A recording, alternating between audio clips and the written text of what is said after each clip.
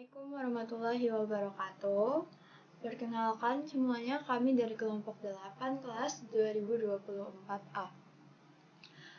Pada kesempatan ini kami akan mempresentasikan progres proyek kami mengenai klasifikasi sentimen ulasan pengguna terhadap layanan e-wallet Dana di Google Play Store. Sebelumnya, perkenalkan saya Aulia Ajija dengan NIM 102 dan rekan saya Fauzia Raihana Wardah dengan NIM akhir 162 dan rekan saya Ulfian Nurmaliza Ramadhani dengan NIM akhir 064. Ya, pada proyek ini kami telah menyelesaikan beberapa tahapan, yaitu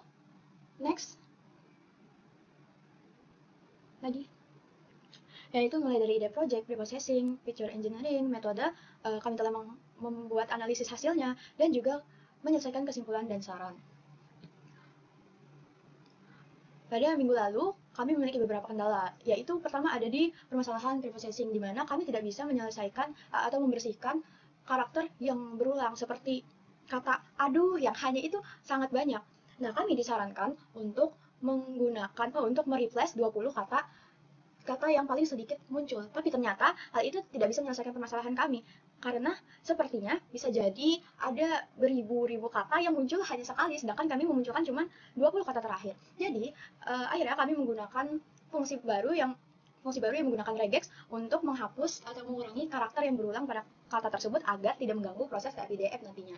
Lalu, untuk menjadikan bukti bahwa saran kemarin untuk mereplace 20 kata tersedikit yang muncul itu tidak relevan, kami juga memunculkannya dan tetap kami replace. Next. Nah, pada minggu lalu, untuk proses labeling kami masih menggunakan keyword based, dan ternyata itu biasanya cukup besar. Jadi kami beralih menggunakan lexicon based, di mana kami mengambil 2 berkas leksikon yang berisi kata positif dan negatif yang lengkap dengan bobot sentimennya. Nah, kata-kata tersebut kemudian diubah dengan dictionary Python menjadi positif leksikon dan negatif leksikon, lalu digabungkan menjadi satu kamus besar. Nah, selanjutnya masuk ke tahap feature engineering, di mana masih sama seperti minggu lalu, kami membuat pola yang mencocokkan kata dan memastikan hanya kata-kata yang terdiri dari minimal 2 huruf yang akan dipertimbangkan, sehingga mengabaikan karakter atau kata yang sangat-sangat pendek. Nah, karena kami membuat pelabelan menggunakan leksikon, jadi ternyata hasil dari distribusi label sentimennya juga sangat-sangat berbeda, di mana sebelumnya pada distribusi sentimen positif, negatif, dan netral itu masih cukup stabil dan sama rata gitu.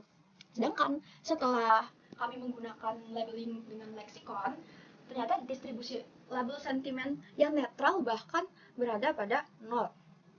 Nah, tertera bahwa di situ sekitar 800 ulasan itu menunjukkan sentimen negatif terhadap aplikasi Dana, di mana berarti sangat besar, atau sebagian besar dan hampir semuanya berisi kekecewaan, marah, dan tidak puas terhadap layanan aplikasi Dana. Next. Nah, pada slide ini kami menampilkan heat map korelasi antar fitur TF-IDF, di mana di bagian sebelumnya itu terlihat masih banyak atau masih ada ya fitur yang berkorelasi tinggi, ditandai dengan warna merah gitu, yang menunjukkan bahwa beberapa kata ini sering muncul bersama karena datanya mungkin masih belum bersih dan label ini juga masih belum tepat. Nah, tapi setelah kami menggunakan leksikon ini, korelasinya turun cukup drastis, di mana sebagian besar warnanya berubah menjadi biru, yang artinya hubungan antar katanya jadi lebih rendah dan independen. Tetapi kondisi ini tuh sangat baik untuk pemodelan menggunakan SVM, karena antar fitur itu tidak saling bergantung. Jadi lebih mudah untuk membedakan sentimennya. Baik, selanjutnya adalah tahap evaluasi. Di sini kami membandingkan antara native bias dengan SVM. Jadi dapat dibilang SVM itu memiliki performa lebih stabil dan akurat dibanding native bias pada dataset ini. Native bias itu cenderung mengalami kolaps ke kelas negatif akibat distribusi data yang tidak seimbang dan pola kata yang dominan.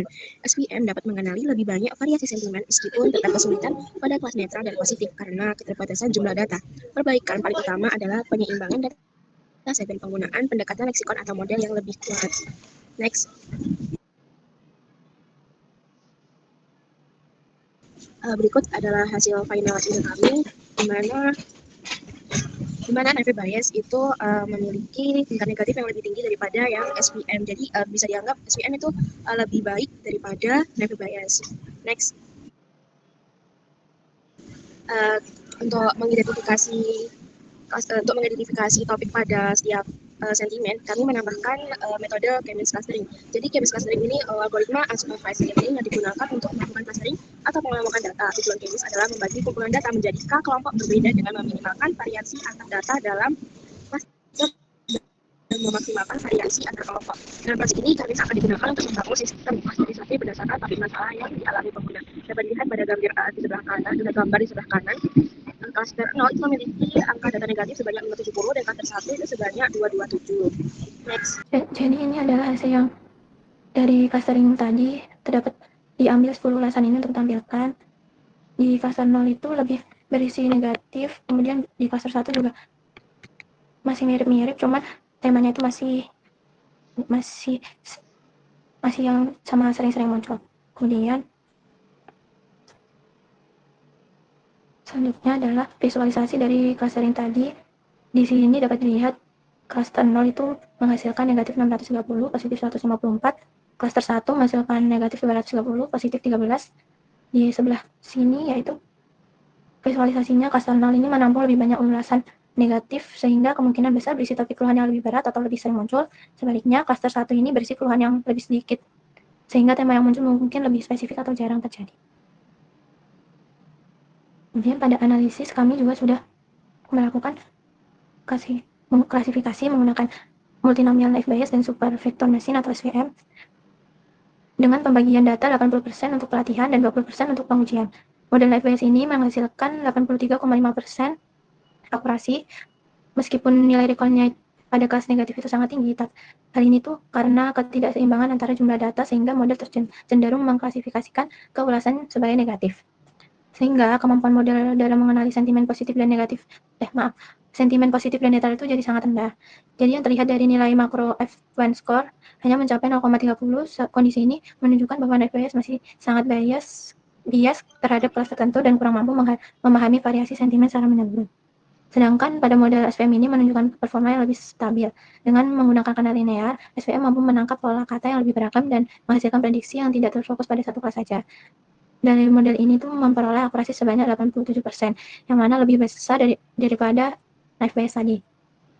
SVM ini juga mampu mengenali ketiga sentimen secara lebih proporsional, meskipun kelas netral itu masih sulit, karena jumlah data yang diambil tadi masih sedikit kan. Secara keseluruhan, hasil evaluasi memperlihatkan bahwa SVM bekerja lebih baik dibandingkan naive Bayes, baik dari sisi akurasi maupun keseimbangan prediksi, sehingga lebih sesuai digunakan untuk klasifikasi sentimen ulasan aplikasi dana. Sejauh ini proyek kami dapat diambil kesimpulan yaitu analisis sentimen ini mengambil 1000 ulasan pengguna aplikasi dana, menunjukkan bahwa sebagian besar ulasan didominasi oleh sentimen negatif, terutama terkait pengalaman buruk dan rating bintang 1. Hal ini mencerminkan ketidakpuasan pengguna yang cukup tinggi terhadap layanan aplikasi. Pada tahap klasifikasi, model SVM memberikan performa terbaik dengan akurasi 87% dan hasil prediksi yang lebih stabil dibandingkan dengan multinomial naive Bayes. SVM ini juga mampu membedakan sentimen positif, netral, dan negatif dengan lebih baik, meskipun dataset yang dimiliki masih tidak seimbang kelasnya. Kemudian melalui K-means clustering dapat dihasilkan dua kelompok utama keluhan pengguna, yaitu masalah transaksi dan fitur aplikasi, serta masalah akses akun dan keamanan. Teman ini dapat menjadi dasar perbaikan layanan dana di masa yang akan datang. Jadi diharapkan aplikasi dana ini nanti bisa jadi lebih baik. Berdasarkan hasil analisis tadi, pengembang aplikasi dana disarankan untuk memprioritaskan perbaikan pada fitur transaksi, stabilitas aplikasi, serta meningkatkan kemudahan akses dan keamanan akun pengguna.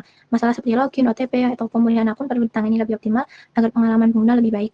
Untuk penelitian selanjutnya, mungkin lebih baik untuk memperhatikan ketidakseimbangan data agar model lebih seimbang dalam menganalisa kelas sentimen. Peneliti juga mungkin dapat mengembangkan dengan pendekatan analisis yang lebih dalam terhadap pola bahasa serta perbandingan strategi pemodelan lainnya untuk mendapatkan hasil klasifikasi yang lebih akurat. Sekian dari kelompok 8. Mohon maaf bila ada salah kata. Terima kasih. Wassalamualaikum warahmatullahi wabarakatuh.